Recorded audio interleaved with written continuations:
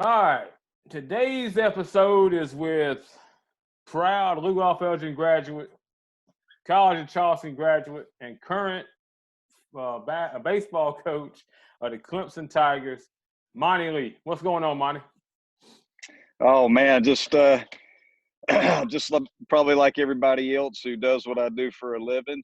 Kind of going stir crazy, spending a lot of time at home, walking the dogs twice a day, mountain bike riding a bunch, getting in the woods a little bit, doing a little turkey hunting, and working out at home, doing a bunch of Zoom calls, a bunch of Zoom meetings with the players and other members of the coaching staff, and a lot of professional development, talking to a bunch of hitting guys across the country on the pro side and college side, just trying to stay up to date with what's out there and bouncing ideas off of each other. So professional development stuff, communication with the players, a lot of unknowns, obviously, with what's going to happen with the Major League Baseball draft and summer ball and things of that nature, what the future holds for all of us in the baseball world. But trying to stay busy, trying to stay active. You know me, I like to be outside. So fishing, hunting, riding my mountain bike, walking the dogs,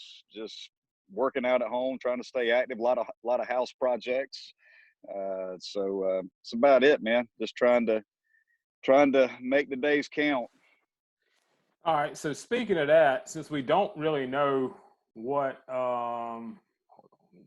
since we don't really know what's going to happen, like you talked about the drafts coming up, maybe in June, well, you would normally be playing.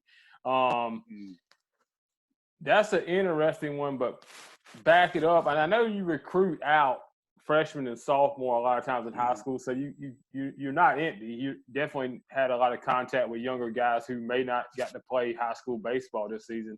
But what's going to happen with those guys? You think far as summer, is there going to be some kind of summer tryout or some classic just to get them some notoriety, getting seen by maybe scouts or colleges or junior colleges because they don't have a resume for their senior year? Right. Yeah. I mean, it's going to be challenging, that's for sure, because a lot of it's going to be beyond their control, just like it is for us. I think the summer is yet to be determined as far as if these kids are going to be able to play. I know, every school, just to kind of give you, a view from our perspective, like every school has a different timeline on this thing. Okay. So one of the things that we're doing at Clemson, we are online as far as with our guys throughout the summer. So no students are going to be coming into Clemson and being in the dorms and staying on campus and taking classes in the classroom this summer. But we have not canceled events on campus quite yet for the month of June and July. So what we're trying to do at Clemson is we're trying to make sure that we're right, not necessarily trying to be first. So we're not canceling camps, we're not canceling travel ball tournaments in our facilities and taking away opportunities for kids to play, just in case this thing, if we see, the curve flatten, as we keep hearing on the news, if we see that that's going to happen, we want to make sure that we have everything in place to be able to start engaging in baseball activity again through camps, through summer ball tournaments, so that we can recruit. That being said, there's some schools that have simply shut down everything. No camps, no tournaments, no anything. So I don't think any of us quite know yet whether we're going to have baseball across the country until we kind of see what happens across the country with the coronavirus. And I think that's going to be dictated a lot state by state, governor by governor, and how they feel like, where they see this thing in our state individually come May, come June. Hopefully everybody will stay safe and stay away from each other, and we can flatten this thing and hopefully at some point get back to normal, so that we can all go back to doing what we all do. All right, we'll take a step back here. I'm not gonna go all the way back to Lugoff. We've talked about that several times on the locker room show. But one thing I do want to bring up, I don't know that a lot of people know. I want to bring up that game at Sarge Fry Field. Most people don't remember it. Heck, your players probably don't even know it. They probably don't even know No, they don't. what a stud you were back in your college days. So set the scene. I think it's 97. I think it's 97, somewhere around there, 97, 98. You come into Sarge Fry. Ray Tanner's coaching the Gamecocks. They're working their way up to Omaha, and you come in from the College of Charleston. Tell me about that Saturday at Sarge Fry. Well, it was actually opening day in 1999. It was my senior year. Okay. So it was opening day. It was Coach Tanner's, what would have been Coach Tanner's third year at South Carolina. He came in 97. It was the year before they had the Killer Bees and they made that incredible run, that first powerhouse team that he had. That was kind of the next year. Okay. Where they had Bachnight, Bauer, and Barber, and won like 50-something games, had an unbelievable run. Louisiana Lafayette actually beat them in the Super Regional that year.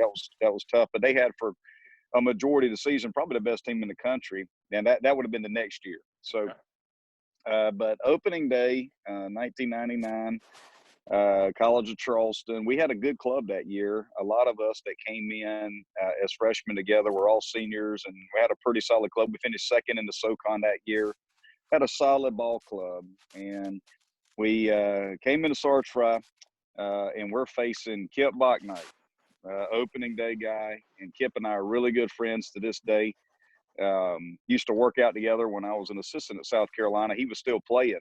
So me, him, and Lee Gronkevich used to work out in the off season a lot together. So Kip and I are just have remained close friends, for a long, long time. But so Kip was the opening day starter. So my first at bat in that game against Kip, he actually struck me out. So he struck me out, and I noticed, I was hitting in the middle of the order. He threw me.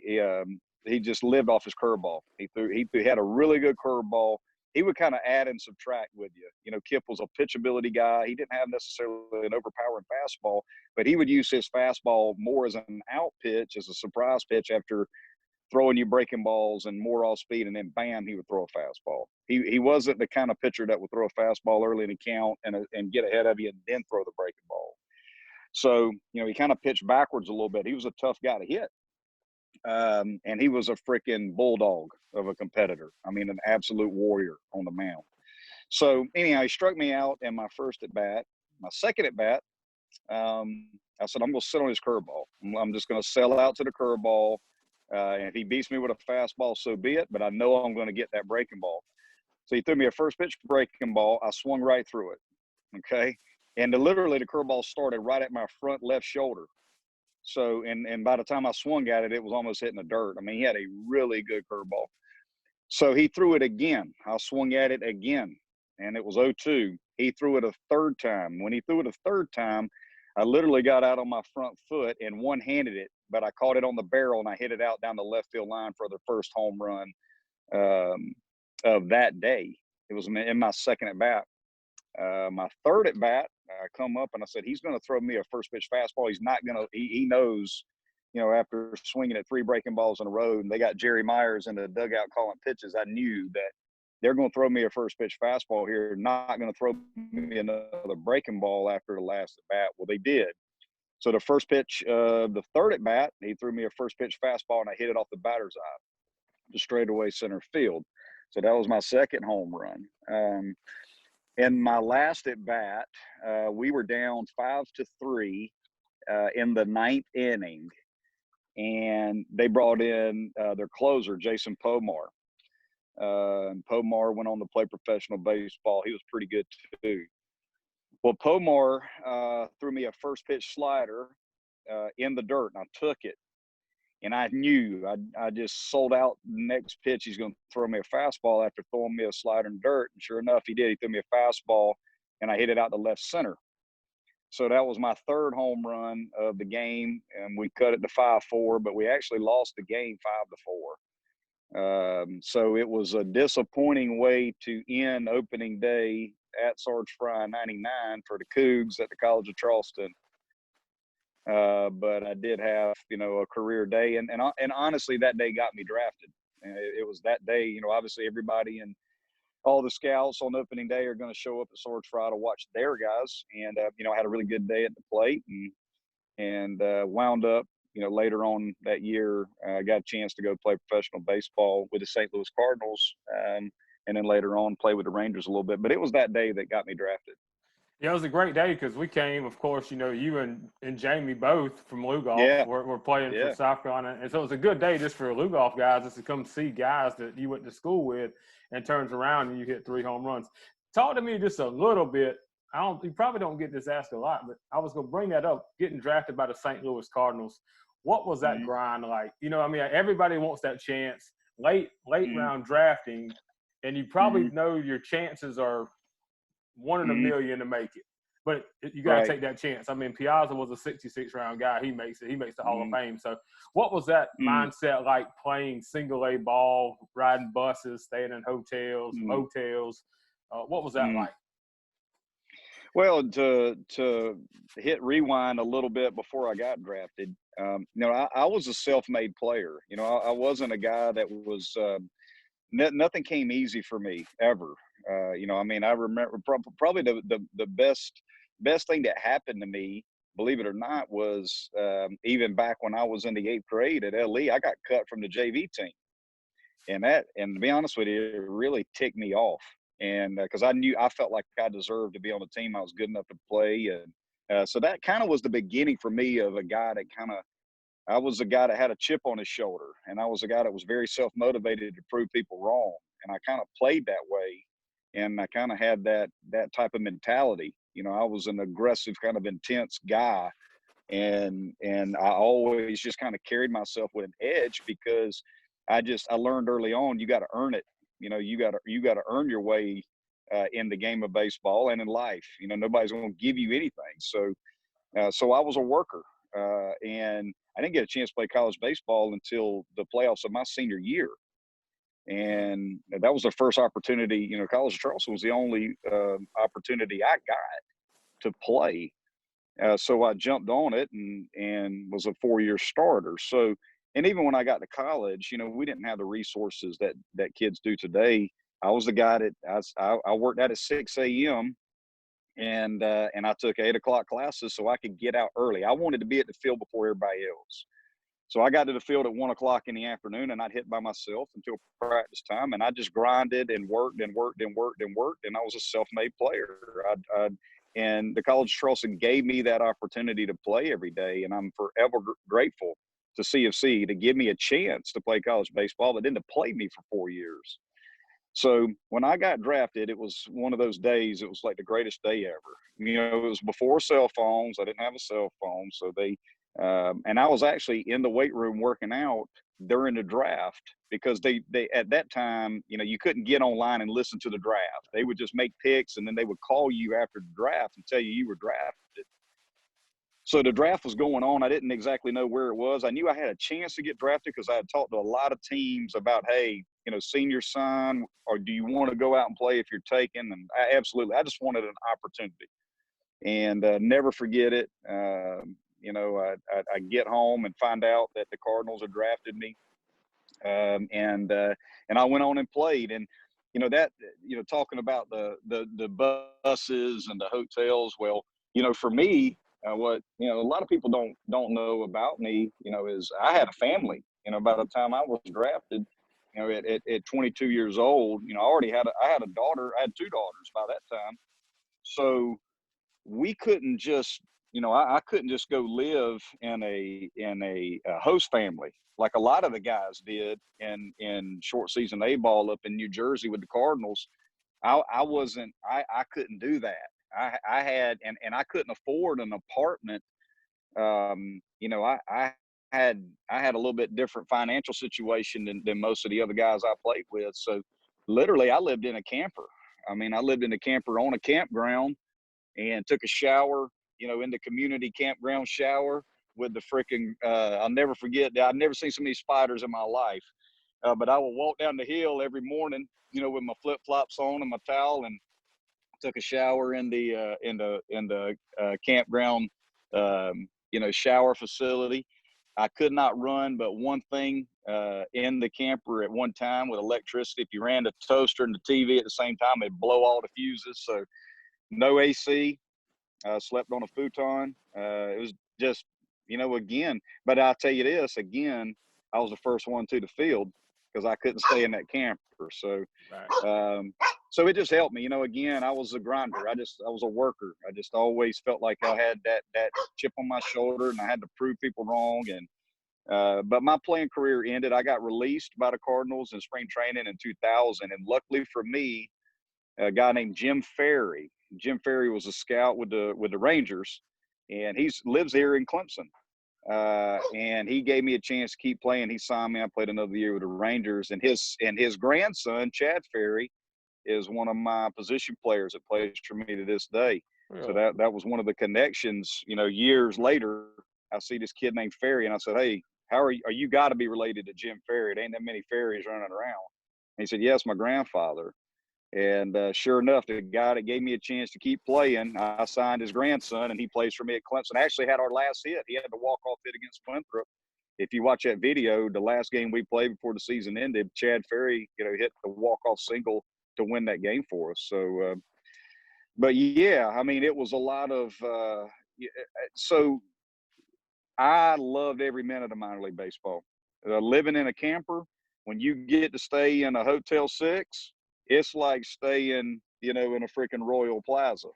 So, that's why to this day I could care less like where we stay. I don't get too caught up in hotels. If the bed's clean and it's got a shower and an AC, that's all I need. I don't get too involved in all that stuff. I don't have to stay in a nice place. If it's clean and the AC works and the TV works, I'm good, because I know what it's like to be able to stay in a hotel when you're sleeping on a futon in a camper.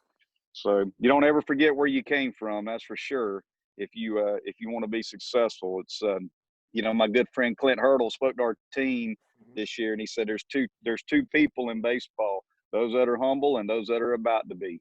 So I kind of live that way. Again, you got to be grateful for what you get, and I'm not a complainer, and that's just kind of how I live my life and how I do my business. All right, so you leave Texas organization and you go to Spartanburg Methodist. Is that the next? Right. Okay, you go to Spartanburg Methodist, and then you end up at South Carolina as an assistant coach. You had a real job during the day, but you helped out. You did camps, but you also was on the bench.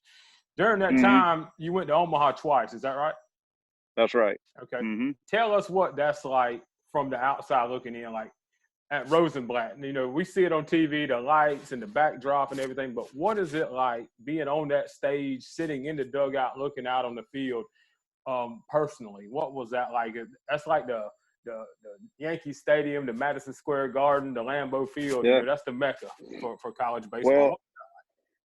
Well, being an assistant at South Carolina, we always got great crowds, right? You playing in the SEC, you played in front of big crowds. You playing in front of 5,000, 6,000 people all the time, right?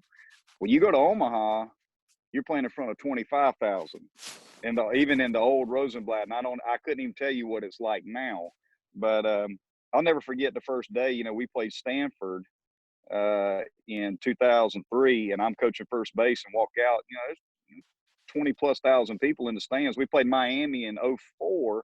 They had Ryan Braun on that team, and it's the night game in Omaha at Rosenblatt. And there's 25,000 people in the stands. Steve Pierce in the first inning hit a home run. When he hit the ball, it looked like it went 450 feet because the stadium was so big. And the crowd was so big, like you're looking up into the upper deck, behind home plate all the way around. There's just crowd. The crowd was massive, and the ball just looks different.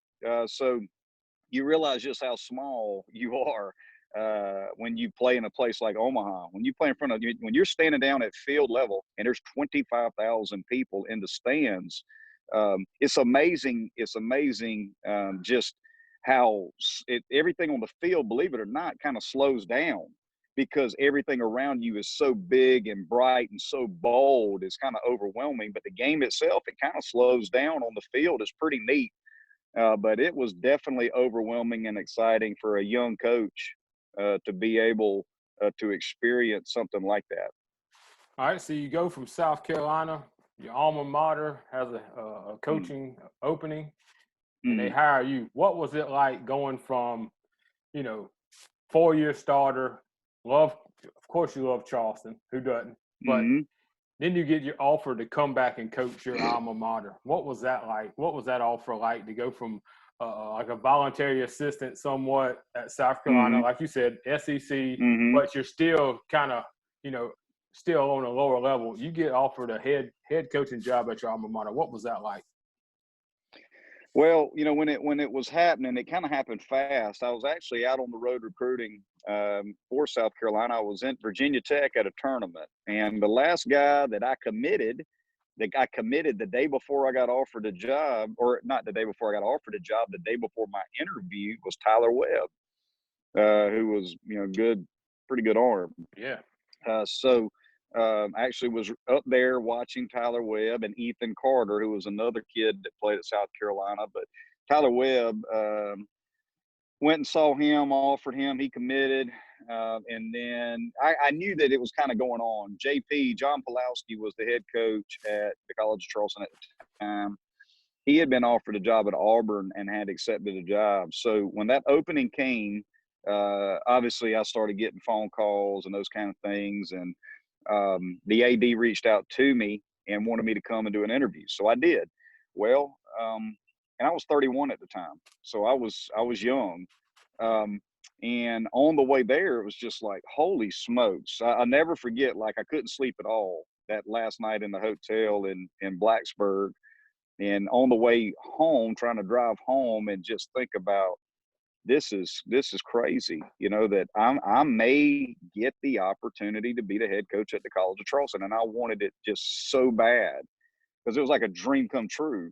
Again, to be able to go back to the school that gave me so much, for me to get the opportunity to be the head coach there would have just been just overwhelming. So anyhow, and then I kind of found out who were the other coaches that were going to be interviewing for the job, and I was by far the least experienced of the group. And that's when sort of the reality hit me that I may not get this job. There's some guys here that are interviewing for this position that just have a better resume than I do and more experience than I do. So it kind of depends on what they're looking for. But I give Joe Hall, who was the former AD there, he and Ray Tanner, they deserve all the credit for me getting that job, because Joe took a chance on me, and he did it because of Ray's recommendation. Ray and Joe worked together at NC State. They both went to NC State, worked together at NC State. So when Joe had to hire a baseball coach, he called Ray, said, "Hey, I need you to help me a little bit through this process with some of the candidates. Who are they? How good are they? What do you know about them?" AD's always going to lean on their resources to find out, and who better to ask than Ray Tanner. So Ray helped me get the job, along with Joe Holt just took a chance on me and gave me that opportunity in the summer of '08, and I became the head coach at the College of Charleston. And it was 7 years that I'll never forget. And again, just so grateful to College of Charleston, always will be. I'm a College of Charleston fan. I don't care who they're playing, where they're playing, outside of when they play the Tigers.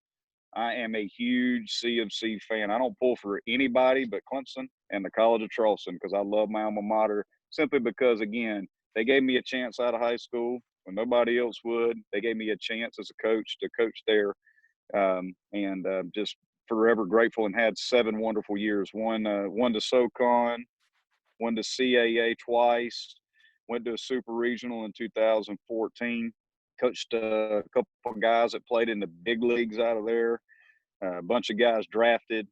We just had an amazing run and had some great teams there, and had a lot of fun. Tell me about that 2014 run. You go to the Gainesville Regional. You got Florida, who's perennial power every year. You got 3 pitchers going to the league. You got everything. And Long Beach State was also in there, which, when we were younger, Long Beach State was a powerhouse.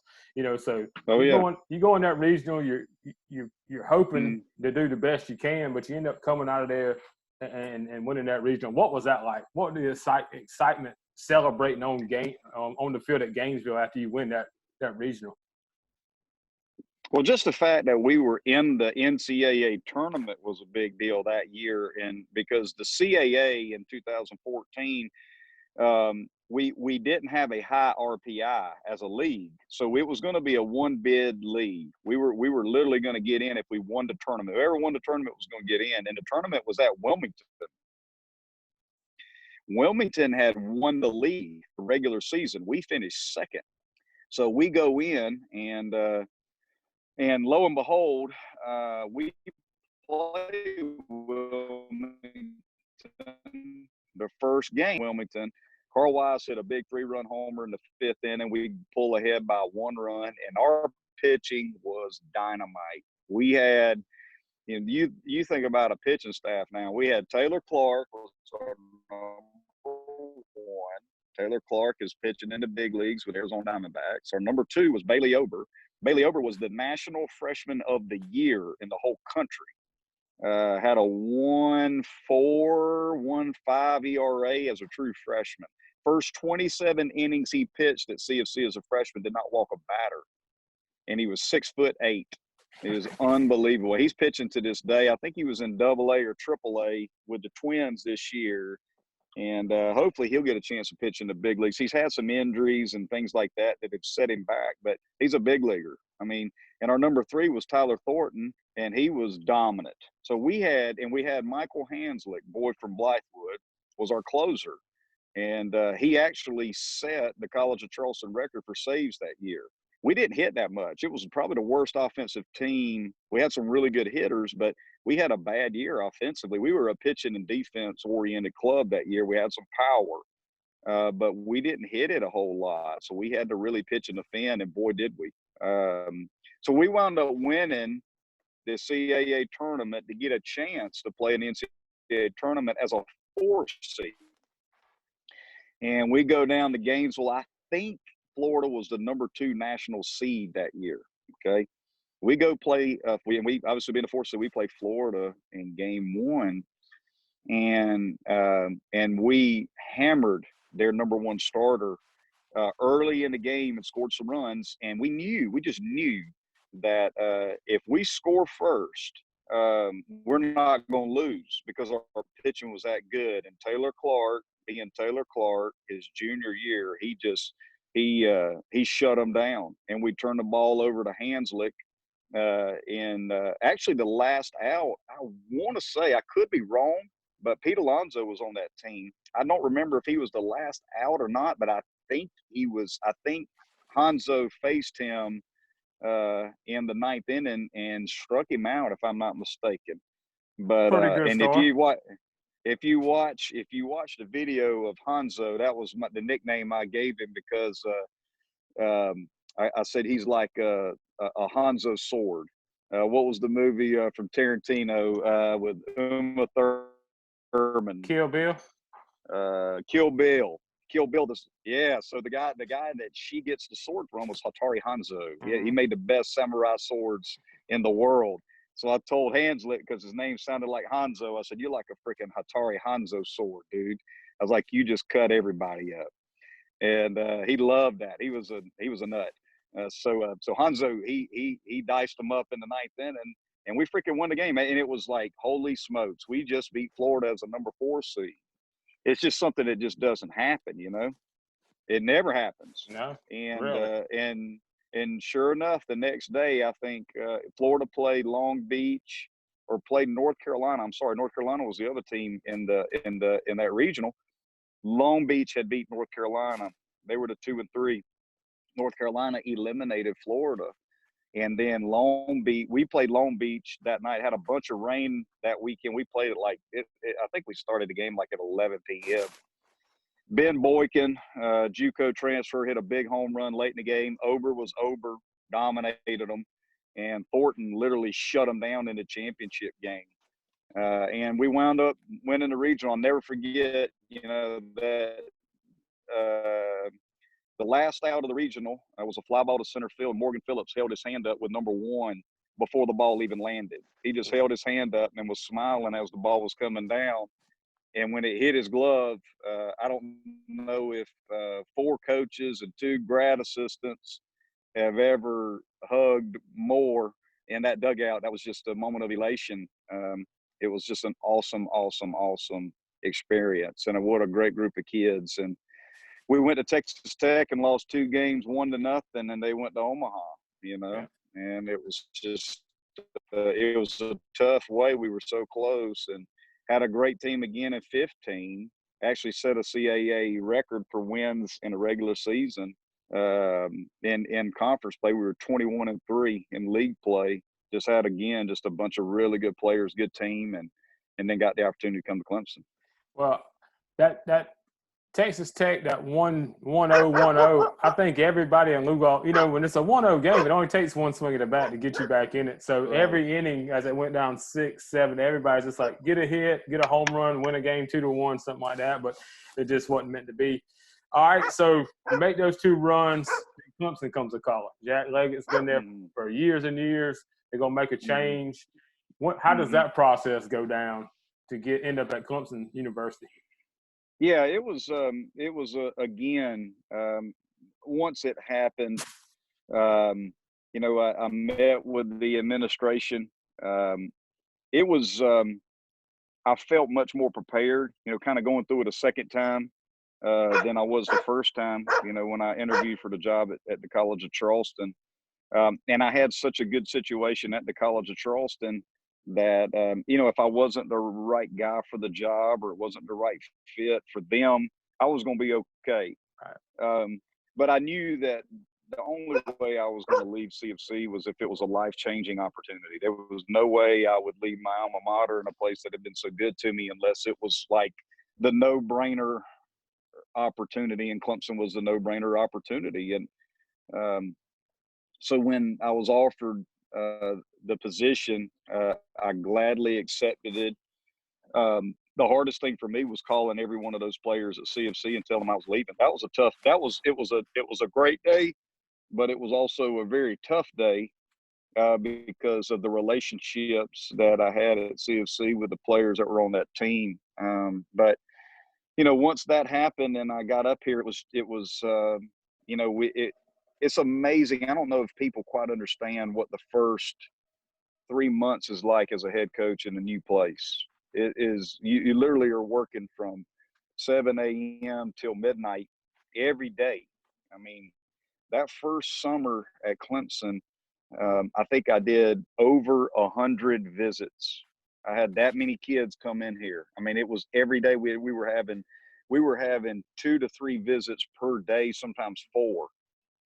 Just campus visits, sitting down with kids, going on the road, just trying our best to, do everything we could to put ourselves in a position to be successful. And we won the ACC that first year, won the tournament, and hosted regionals 3 years in a row. Obviously, came up short. Everybody knows that. And we had a tough year in 2019. We got off to a tremendous start. Had a really tough second half, wound up playing in the postseason. And this year, we had one of the youngest teams I've ever coached. Only had one senior.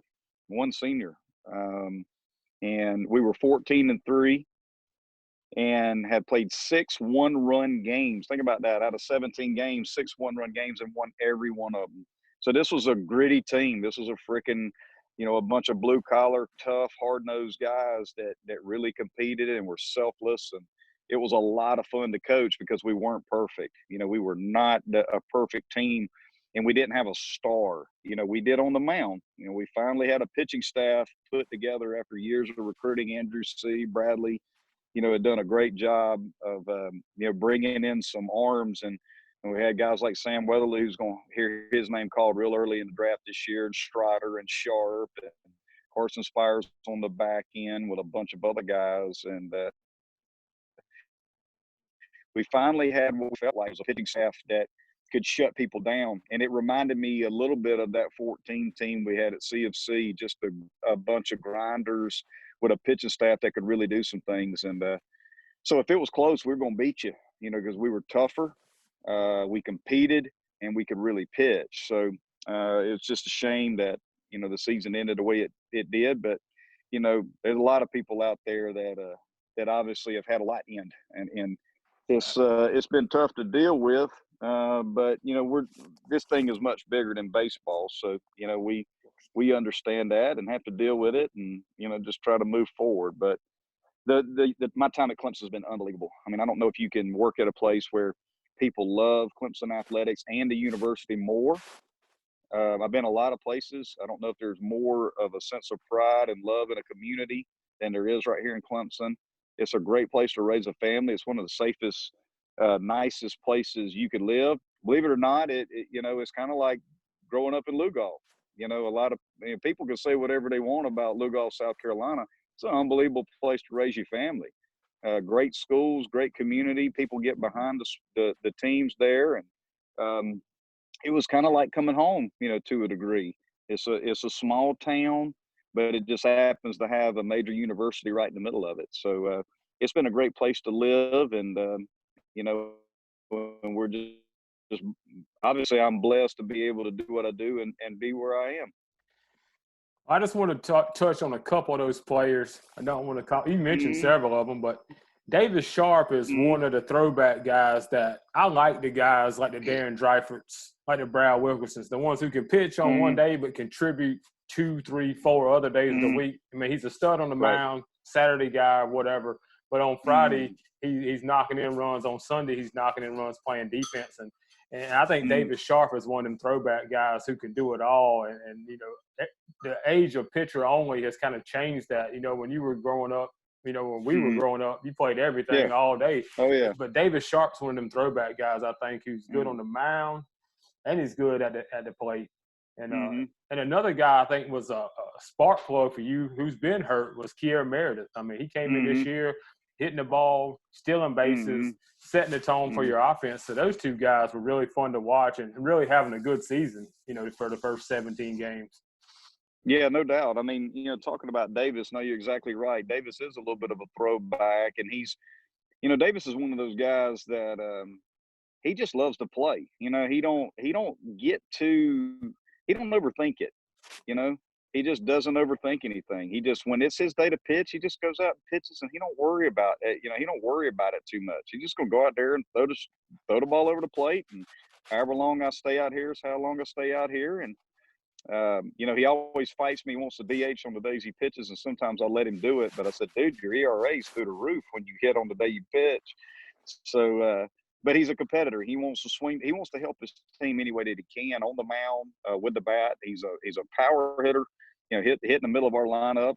He's a plus defender at first base. But he can do so many things. And you're right, he is a throwback type player. The hardest thing for us with Davis is just managing his workload. That's a tough challenge as a coach at this day and age when you're playing so much baseball, and he's played so much baseball. He's pitched so much, and he's hit so much. It's just trying to keep him from wearing down. But he's a lot of fun because of what all the things that he can do. And Kier was having an amazing season for us. We were finally able to see the Kier Meredith that we all knew he could be. He's been hurt. I mean, he was hurt. He had never played more than I think 10 games in the season in the previous 3 years. So I mean, it was obviously tough in the 2 years prior to that, in 18 and 19. We just were unable to get him on the field because he had so many injuries. But finally, we had gotten him to the point to where he was healthy enough to play every day, and he was having a monster year and could beat you again in so many ways. With the short game, on the bases, he can fly, and he's got pop. I mean, he can hit, man. So depending on what happens in the draft, we don't know if the shortened draft is going to affect a guy like Kier Meredith. We kind of anticipate getting him back. But, if somebody does take him, he deserves it because he's a dynamic player. He's Brett Gardner. That's what he is. I mean, I saw Brett Gardner at the same age. They're the same body type, the same skill set. He is Brett Gardner 2.0. So that's what he's going to be. God willing, he can stay healthy when he does move on from Clemson. But if he can stay healthy, that's the player that he is going to be at the next level. All right. We got through growing up through Clemson. Here's a couple just questions I ask you as a baseball coach. If you had to put together a Mount Rushmore of baseball players in your lifetime, not at Clemson or college, but just watching TV, your 4 guys that were must-see TV, growing up from, I guess I'm going to say probably mid-'80s. We're about the same age. So mid-'80s on up to now. Who were 4 or 5? You ain't got to narrow it down, but who were your must-see TV guys growing up in the baseball? Well, for me, I would pick 2 pitchers and 2 hitters. The two pitchers that I would pick, and this would be tough, Greg Maddux would be my number one, simply because he's a 4-time Cy Young winner.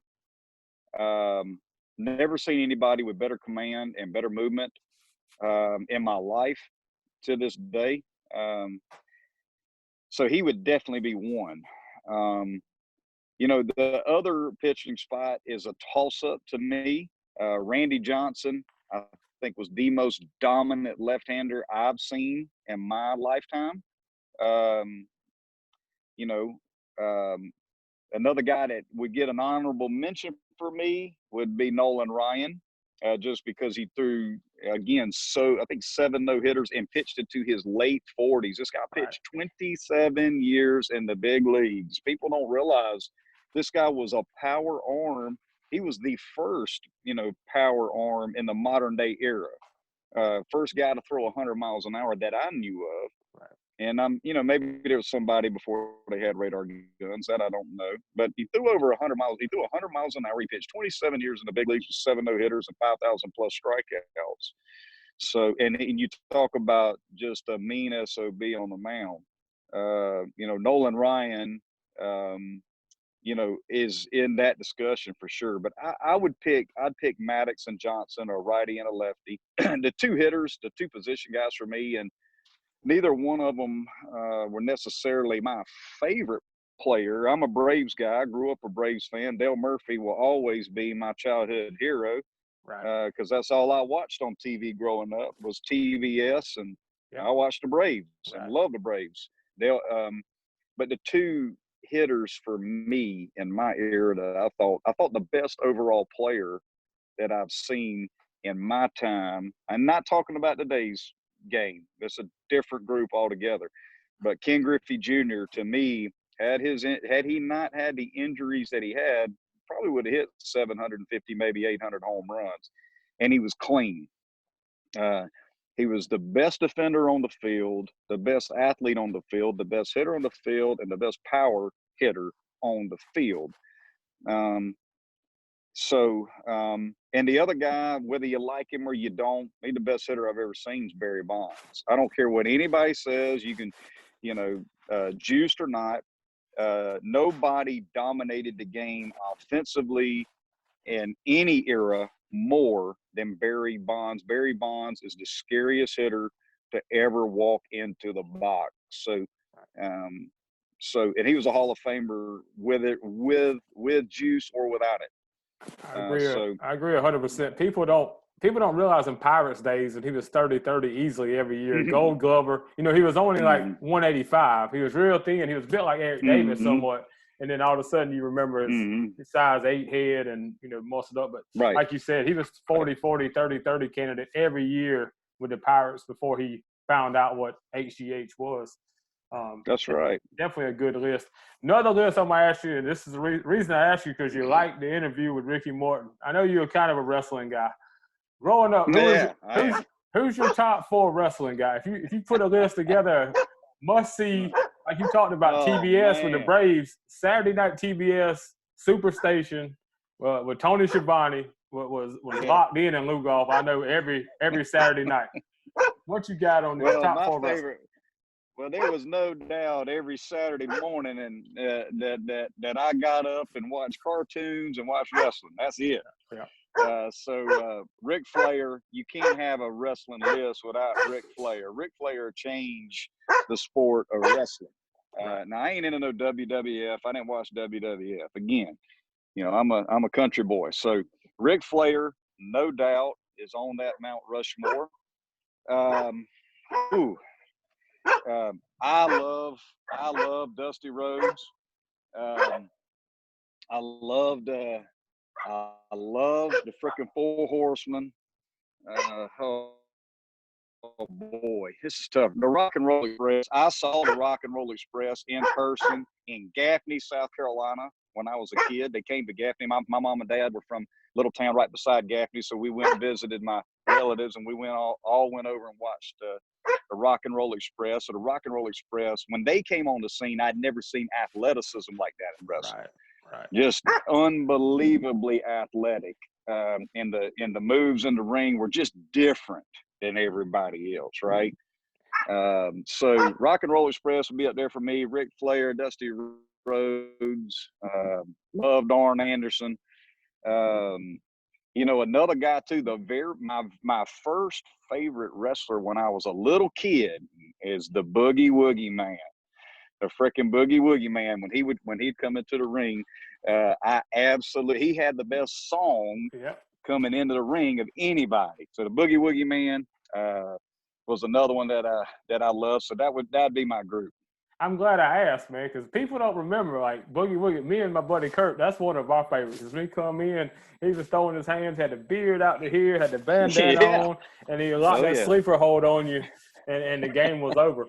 But I knew you grew up like we did, and like you said, 11 o'clock a.m. Saturday morning, and it always ended when somebody was about to get the time. Either the time limit ran out, or they went off before the guy got the pin to beat Ric Flair for the title, or Tully Blanchard for the intercontinental title. But those were great days growing up. Great days. One more list, because I know you're a country boy. The top 4 Little Debbies. I know you snapped off the Little Debbie out. Yeah, I did. And every now and then I'll grab me one when I'm walking in the gas station to go fishing or go somewhere. You got to go with the staple. When in doubt, when you get to the aisle and you can't quite figure out what to go with, you got to go with an oatmeal cream pie. I mean, oatmeal cream pie the thing about the oatmeal cream pie, it goes good at any time. Right. It can go for breakfast. It can go for lunch if you're on the run, and it's dang good at night when you're sitting around watching TV. So the oatmeal cream pie is my favorite. I like a Nutter Butter. Oh Lord, let's see here. What would be another thing too, the brownies, the little Debbie brownies are freaking good. Nobody seems to like those. I love them. They're thin, and I don't even know if it's like a knockoff M&M in the middle of it or whatever. It is. I don't know what that is, but it's freaking good. All right. So another one I like too. Another one my is the Christmas tree, and I don't know what you call them, but I just call them the Christmas tree. So those would be my 4. But oatmeal cream pie is definitely my number 1.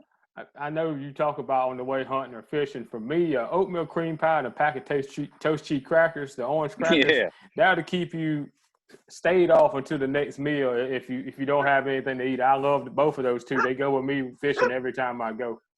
All right, last question. No list, just a question. You win the Masters. I'd use it because it was Masters week or your last meal, whatever. When you win the Masters, you get to pick the meal for the next tournament, of course. If you had to pick one meal, or maybe it's your last meal, either way you want to look at it. What's your last meal? What you eating? What's on the menu from start, main course, sides, drink, whatever? What you laying on the table? Oh man, that's a tough one. I love to cook, believe it or not. I cook a lot of our meals here at home. But if I could pick one thing, I like a good homemade lasagna. I love Italian food, but we cook lasagna a good bit. So if I could pick one thing, I'm going with lasagna. I'm going with strawberry shortcake. Love strawberry shortcake. And as far as what to drink, you can't get no better than sweet tea. I like sweet tea with lemon. I'm a lemon guy. Some people aren't, but I don't drink as much sweet tea as I used to. But I love a good a pitcher of sweet tea with lemon, lasagna, strawberry shortcake. I don't need no sides. That's good enough. So, There's some garlic but bread. yeah, a little garlic bread would be fine. Maybe a salad or something if somebody wanted that. But that would be my meal of choice. Cool. That's a good one. I'd sit down at the table on that one. Monte, appreciate you sitting down. I know you're keeping busy. I seen the pictures of the turkeys yesterday, killing a turkey. Yeah. You texted me earlier this morning and say you was mountain biking.